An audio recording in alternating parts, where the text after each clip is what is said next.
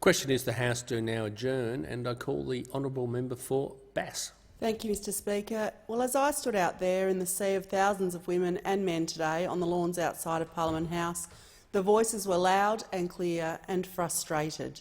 Systemic inequality is a problem in our society that we can no longer ignore or look to deal with it next week or next month or next year.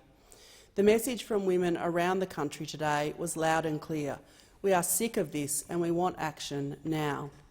As a woman and as a sexual assault survivor myself, I absolutely stand with these women who marched today, and in recognition that this is a problem of entrenched inequality in our society. We have this incredible opportunity to harness this groundswell of those voices of women and to listen to them and try and drive some change. Though perhaps this issue found its footing by looking inwardly at Parliament House and the culture here, it has presented an opportunity for a wider conversation about our society as a whole, because the challenges we face here are representative of what is happening in every corner of the country, in people's workplaces and in their homes. It's no secret that I am a survivor of child sexual abuse, and I have spoken on this topic many times in this House. I am horrified by the number of women who reach out to me with their own disclosures after I speak up.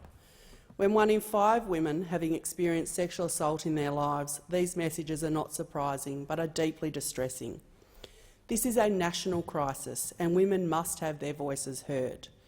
Like my colleagues on both sides of the House, I am in a position of privilege as a federal representative in the Parliament of Australia.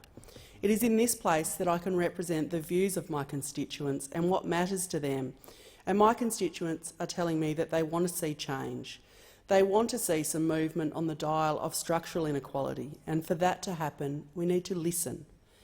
It's important to point out that while our government has taken many positive steps investing funds to address a variety of issues that fall under this banner of inequality, what we are talking about now and what we are talking about with these marches today is not about funding or about support as much as it is about driving cultural change.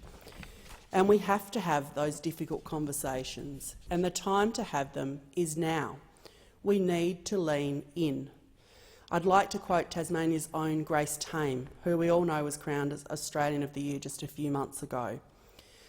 At Tasmania's March for Justice in Hobart today, Grace spoke of the need for the voices of women across the country to be heard.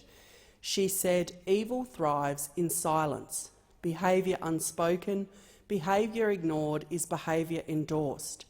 The start of the solution is quite simple: making noise." All members in this House have a responsibility to approach this discussion with intention. This is an issue that cuts across the political divide, and it should cut across the political divide.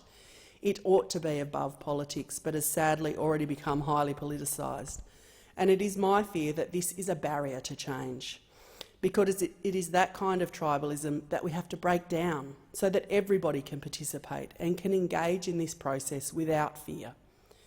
This is a national conversation, a difficult one, a painful one, but one that is long overdue, and I will continue to use my voice and my privileged position in Parliament to bring on change so that the girls of today and the women of tomorrow are no longer a statistic in the conversation of gender inequality and sexual violence.